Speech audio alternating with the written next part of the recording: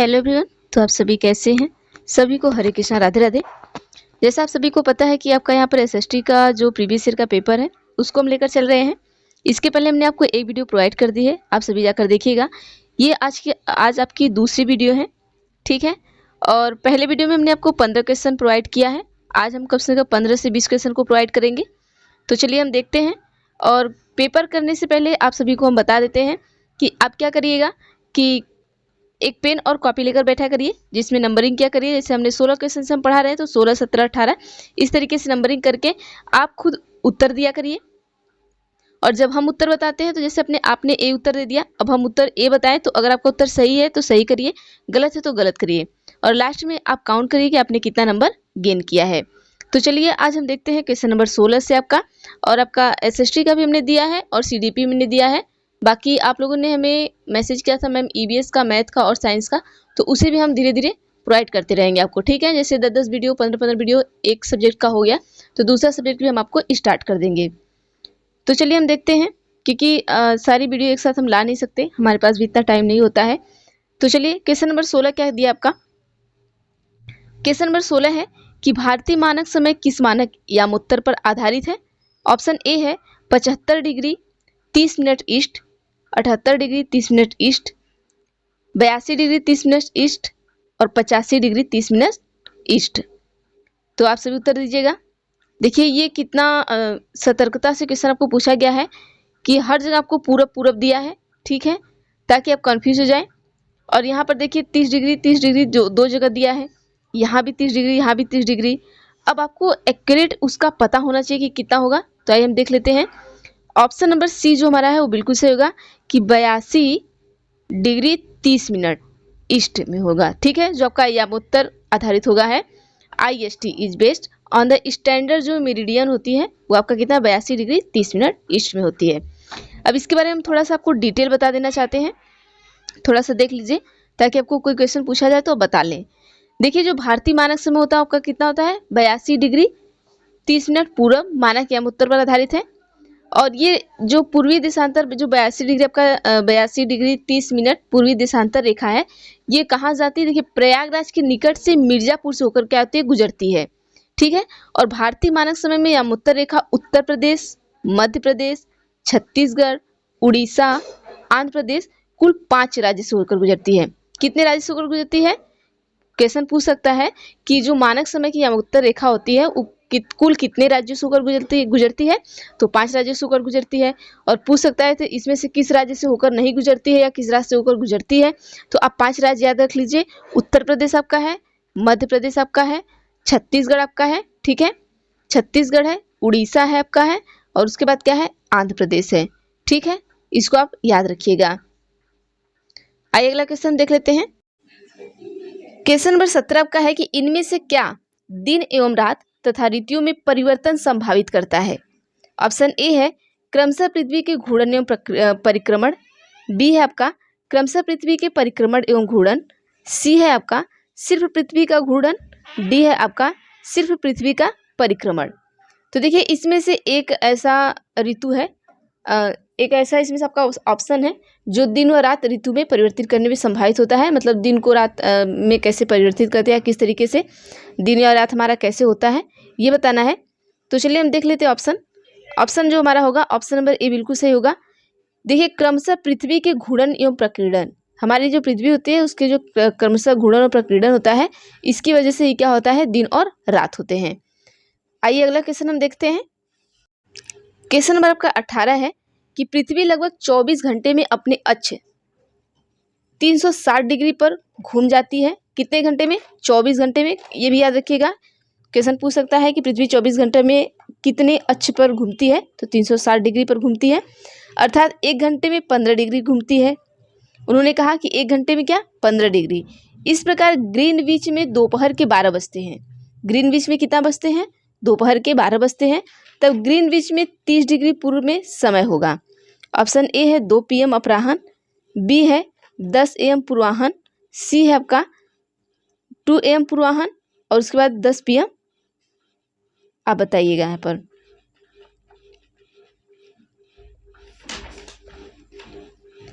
तो चलिए यहाँ पर हम देख लेते हैं जो हमारा सही उत्तर होगा। जो आपका सही उत्तर होगा आपका क्या होगा, ऑप्शन नंबर ए बिल्कुल सही होगा, 2 PM होगा। देखिए यहाँ पर क्या है, 12 बज रहा है, तो यहाँ पर 2 घंटे का क्या होता है, अंतर आता है आपको, ठीक है। जो हमारा ग्रीनविच होता है यहाँ पर 2 घंटे का अंतर आता है। तो जैसे 12 दे दिया तो 12 से क्या बजेगा, 2 दिया, अगर 2 दे दिया तो 2 से क्या होगा, 4 बजेगा, ठीक है। तो आइए इसके बारे में थोड़ा सा हम देख लेते हैं। देखिए ये आपका है कि पृथ्वी क्या करती है, लगभग आपका क्या करती है, 24 घंटे में 360 डिग्री पे क्या करती है, घूम जाती है। और 1 घंटे में अगर वो 15 डिग्री घूमती है, ठीक है। तो इस प्रकार जब ग्रीनविच में दोपहर के 12 बजेंगे तो 30 डिग्री पूर्व में समय होगा 2 अपराह्न। हमने आपको बता दिया, इसमें हमेशा बस आपको याद रखना है कि इसके बीच क्या होता है, 2 घंटे का क्या होता है, अंतराल होता है। कितने घंटे का, 2 घंटे का। अगर ग्रीनविच में दोपहर के 12 बजते हैं तब ग्रीनविच के 30 डिग्री पूर्व के समय में क्या बजेगा, आपका 2 बजेगा। अगर ये 2 बजता तो यहाँ पर क्या बजता, आपका 4 बजता। इस तरीके से हो जाएगा। आइए अगला क्वेश्चन देखते हैं। क्वेश्चन आपका है कि अंडमान और निकोबार द्वीप समूह में निम्न में से किस प्रकार के वन पाए जाते हैं। ऑप्शन ए है अर्धपर्णपाती वन, बी है शुष्क पर्णपाती वन, सी है आपका शीतोष्ण वन। उत्तर बताना आपको, बताना कहाँ है, आपका जो अंडमान और निकोबार द्वीप समूह है उन वहाँ पर किस तरीके के वन पाए जाते हैं, आपको ये बताना है। तो देखिए जो हमारा अंडमान और निकोबार द्वीप समूह है वहाँ पे आपके अर्धपर्णपाती वन पाए जाते हैं। तो ऑप्शन नंबर ए सही जाएगा। तो ऑप्शन नंबर ए क्या है, केवल ए सही होगा आपका, ठीक है। चलिए अगला क्वेश्चन देखते हैं।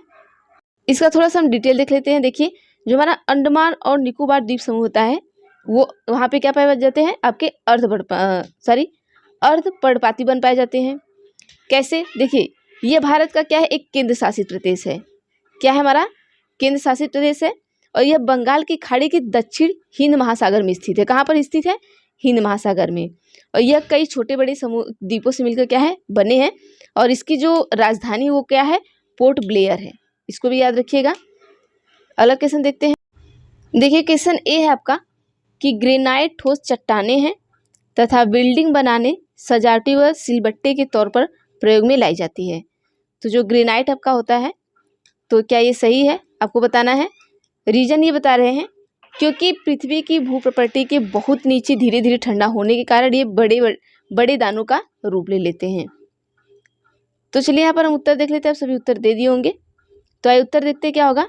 ये सही बात है कि जो ग्रेनाइट होता है हमारा वो ठोस चट्टान होता है और बिल्डिंग बनाने, सजावटी सिलबट्टे के तौर पर प्रयोग करना में ये लाया जाता है।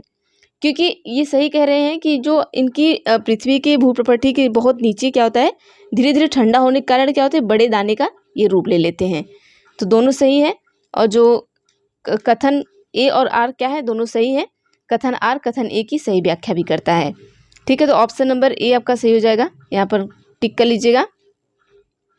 चलिए अगला क्वेश्चन देखते हैं हम। क्वेश्चन आपका है, देखिए इसमें 3 ऑप्शन देंगे। इन तीनों ऑप्शन में से एक ऑप्शन सही है, 2 ऑप्शन सही है, 3 ऑप्शन सही है, या सारे सही है या सारे गलत है, ये आपको बताना है, ठीक है। क्वेश्चन है कि पवनों के बारे में दिए गए कथन को पढ़िए तथा सही विकल्प का चयन कीजिए। अब पवन के बारे में पढ़ना है। अब इन तीनों ऑप्शन में से बताना है कि कितने ऑप्शन आपके सही हैं और कितने गलत हैं। ऑप्शन ए है कि मानसूनी पवनें मौसमी पवनों का उदाहरण है।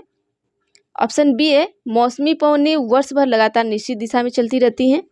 ऑप्शन सी है कि स्थल व समुद्री समीर अस्थायी पवनों के उदाहरण हैं। तो उत्तर दीजिएगा आप सभी। तो चलिए यहाँ पर हम देख लेते हैं। जो मानसूनी पवनें होती हैं वो मौसमी पवनों की क्या होती है, उदाहरण है, सही बात है। लेकिन तो ये पवनें क्या होती हैं, निश्चित दिशा में नहीं चलती हैं, ये गलत है। ये कह रहे हैं निश्चित दिशा में चलती रहती हैं, गलत है। स्थल व समुद्री समीर के अस्थायी पवनों के उदाहरण है, ये नहीं, बिल्कुल गलत है। तो ऑप्शन नंबर ए हमारा क्या हो जाएगा, बिल्कुल सही हो जाएगा। आइए अगला क्वेश्चन देखते हैं। चलिए क्वेश्चन नंबर 22 आपका पूछा गया है कि संघनन के संदर्भ में निम्न कथनों को पढ़िए। ऑप्शन ए है जलवाष्प संघनित होकर ठंडा होकर जल की बूंदें बनाते हैं, तो बिल्कुल सही बात है। बी है कि जब जल की ये बूंदें इतनी भारी हो जाती हैं कि वायु में तैर न सके तब ये वर्षण के रूप में नीचे आ जाती हैं, ये भी सही है। ऑप्शन सी है आपका कि आकाश में उड़ते हुए जेट हवाई जहाज अपने पीछे पद चिन्ह छोड़ते हैं क्योंकि इंजनों से निकली नमी संघनित हो जाती है, तो बिल्कुल सही है। क्योंकि जब हवाई जेट चलते हैं तो बच्चे चिल्लाते हैं कि ये कौन सी जहाज जा रही है, चुप्पी जहाज जा रही है, लेकिन ऐसा कुछ नहीं है। वो जब हवाई जेट चलते हैं तो क्या होता है कि अपने पीछे देखते हैं धुआं, हम कहते हैं कि ये धुआं निकल रहा है, तो धुआं नहीं होता है, वो क्या होता है कि इंजन से जो निकली नमी होती है वो क्या होती है, वहाँ संघनित हो जाती है, इसलिए हमें वैसा दिखाई देता है। तो ए, बी और सी तीनों क्या होंगे, सही होंगे। चलिए अगला क्वेश्चन देखते हैं हम। क्वेश्चन 23 है कि तिब्बती एंटीलोप का शिकार इसके ऊन शाहतूश के लिए किया जाता है क्योंकि ऑप्शन ए है यह वजन में हल्का होता है, बी है यह अत्यधिक गर्म होता है, सी है कि यह जानवर बहुत अधिक संख्या में पाया जाता है। तो उत्तर दीजिएगा। देखिए जो तिब्बती आपका एंटीलोप का शिकार हम करते हैं ऊन शाहतूश के लिए इसलिए करते हैं क्योंकि इनका जो वजन होता है ये हल्का होता है और ये अत्यधिक गर्म होता है। ऑप्शन नंबर सी नहीं सही होगा, तो ए और बी हमारा क्या होगा, दोनों सही होगा। ठीक है, तो इसका हम ऑप्शन भी देख लेते हैं, ए और बी सही होगा। तो देखिए ऑप्शन नंबर ए हमारा बिल्कुल सही होगा, ए और बी, इसको लगा लीजिएगा आप सभी। अगला क्वेश्चन चलिए देखते हैं। क्वेश्चन 24 है कि नवीकरणीय संसाधन असीमित होते हैं और इन पर मानवीय क्रियाओं का प्रभाव नहीं होता है। तो आप सभी बताइएगा कि क्या होगा। दूसरा है कि अनवीकरणीय संसाधन की तुलना में नवीकरणीय संसाधन जल्दी पुनः पूरित हो जाते हैं। तो उत्तर दीजिएगा क्या होगा, ए सही होगा, बी सही होगा या ए बी दोनों सही होगा। देखिए आप सभी पढ़ लिए, तो हम आपको ऑप्शन भी दे दिए, ऑप्शन अब देख के आप सभी लगाइएगा कि यहाँ पर क्या सही होगा।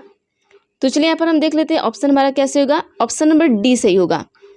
देखिए संसाधन असीमित होते हैं, ऐसा नहीं है असीमित होते हैं, नवीकरणीय संसाधन असीमित होते हैं और इन पर मानवीय क्रियाओं का क्या है, प्रभाव नहीं होता है। ऐसा बिल्कुल नहीं है कि मानवीय क्रिया का प्रभाव नहीं होगा, तो ऑप्शन नंबर डी हमारा क्या होगा, सही हो जाएगा। चलिए अगला क्वेश्चन देखते हैं हम। क्वेश्चन नंबर 25 आपका है कि सैलों से खनिजों को बाहर निकालने की प्रक्रिया का क्रम क्या होगा अगर आप पृथ्वी की सतह से उसकी आंतरिक तहों तक जाते हैं। ऑप्शन ए है विवृत खनन, बी है कूपकी खनन, सी है आखनन। ऑप्शन ए है C A B, option B है A C B, option C है A B C, option D है आपका बी ए सी। तो देखिए यहाँ जो उत्तर होगा ऑप्शन नंबर ए आपका सही हो जाएगा, सी ए बी। देखिए क्या कहा है, सी आखनन, ए विवृत खनन, फिर उसके बाद क्या आएगा, बी कूपकी खनन। ठीक है, पूछा क्या कि सैलों से खनिज को बाहर निकालने की प्रक्रिया का क्रम क्या है, क्रम पूछा है।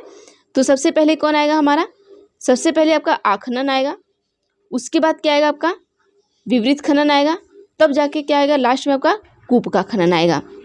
चलिए अगला क्वेश्चन देख लेते हैं हम। क्वेश्चन आपका है कि स्थानांतरित कृषि के संदर्भ में निम्नलिखित कथनों पर विचार कीजिए। ऑप्शन ए है ये भारी वर्षा वाले क्षेत्र हैं, बी है यह तीव्र पुनर्जनन वाले क्षेत्रों में प्रचलित है, सी है आपका कि इसे कर्तन व दहन कृषि के नाम से भी जाना जाता है। ऑप्शन ए है ए तथा बी, ऑप्शन बी है बी तथा सी, ऑप्शन सी है ए एंड सी। अब इसमें से क्या सही उत्तर होगा आप सभी बताइएगा। ऑप्शन डी भी देख लीजिएगा, ऑल दिया है कि ए बी सी डी सब ए बी सी सब होंगे। तो देखिए पूछा क्या, स्थानांतरित कृषि, स्थानांतरित कृषि ये भारी वर्षा वाले क्षेत्र में होते हैं, सही बात है, और यह तीव्र पुनर्जनन वाले क्षेत्रों में प्रचलित होते हैं, ये भी सही बात है। इसे कर्तन एवं दहन कृषि के नाम से भी जाना जाता है, ये भी सही बात है। तो ऑप्शन नंबर डी सही कर लीजिएगा कि ए बी सी सारे सही हैं। ठीक है, आइए अगला क्वेश्चन देख लेते हैं हम। क्वेश्चन नंबर 27 है, अगर आप कक्षा में प्रेयरी और वेल्ड पर परिचर्चा कर रहे हैं, किस पे कर रहे हैं, प्रेयरी और वेल्ड पर, तो आप विश्व मानचित्र पर किस क्षेत्र को अंकित करेंगे। ऑप्शन ए है संयुक्त राज्य अमेरिका और दक्षिण अमेरिका क्रमशः, ऑप्शन बी है दक्षिण अमेरिका और कनाडा क्रमशः, ऑप्शन सी है कि अमेजन बेसिन दक्षिण अफ्रीका क्रमशः, ऑप्शन डी है कि कनाडा और दक्षिण अफ्रीका क्रमशः। तो देखिए आप क्या कर रहे हैं, प्रेयरी और वेल्ड पर परिचर्चा कर रहे हैं। तो उसने पूछा है कि विश्व का जो मानचित्र है क्षेत्र को अंकित करेंगे। तो आप कनाडा और दक्षिण अफ्रीका वाले क्षेत्र को क्रमशः क्या करेंगे, अंकित करेंगे। ठीक है, कनाडा और दक्षिण अफ्रीका वाले में ऑप्शन नंबर डी सही होगा। आइए अगला क्वेश्चन देखते हैं। क्वेश्चन नंबर 28 है कि रूढ़िबद्ध धारणाओं के संदर्भ में निम्न वाक्यों पर ध्यान दीजिए। रूढ़िबद्ध क्या है, धारणाओं के संदर्भ में निम्न वाक्यों पर ध्यान दीजिए। अब चलिए ऑप्शन दिखाते हैं आपको। ऑप्शन ए है कि रूढ़िबद्ध धारणाएं हमें प्रत्येक व्यक्ति को अनोखे और अलग व्यक्ति जिसके पास खास गुण व क्षमताएं हो सकती हैं के रूप में देखने से रोक देती हैं। बिल्कुल सही बात है। बी है कि रूढ़िबद्ध धारणाएं बड़ी संख्या में लोगों को एक ही प्रकार के खांचे में जड़ देती हैं। ये भी सही बात है। ऑप्शन सी है कि रूढ़िबद्ध धाराओं का हम सब पर प्रभाव पड़ता है क्योंकि इनके चलते हमें उन कामों को करने का मौका मिलता है जिसमें हम अच्छे हैं। बिल्कुल नहीं, इसका जस्ट उल्टा होता है। तो ऑप्शन ए और बी आपके दोनों सही है। तो आइए इसका हम आपको ऑप्शन भी दिखा देते हैं। चलिए देख लीजिए, ऑप्शन नंबर बी यहाँ पर सही होगा। ठीक है, आइए अगला क्वेश्चन देखते हैं।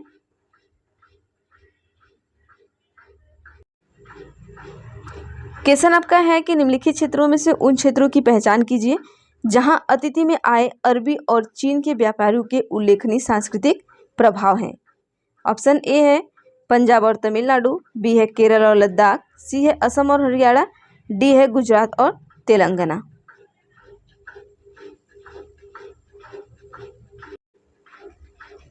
तो चलिए उत्तर हम देख लेते हैं। यहाँ पर केरल और हमारा क्या होगा, लद्दाख। ऑप्शन नंबर बी हमारा बिल्कुल सही हो जाएगा, होगा।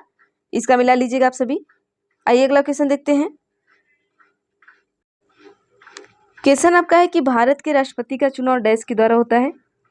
ऑप्शन ए है मंत्री एवं उनके मुखियाओं की परिषद, बी है कि योग्य नागरिक द्वारा प्रत्यक्ष चुनाव, सी है कि निर्वाचक मंडल द्वारा अप्रत्यक्ष चुनाव, डी है आपका कि पांचों सहित सभी चयनित सदस्यों द्वारा अप्रत्यक्ष चुनाव।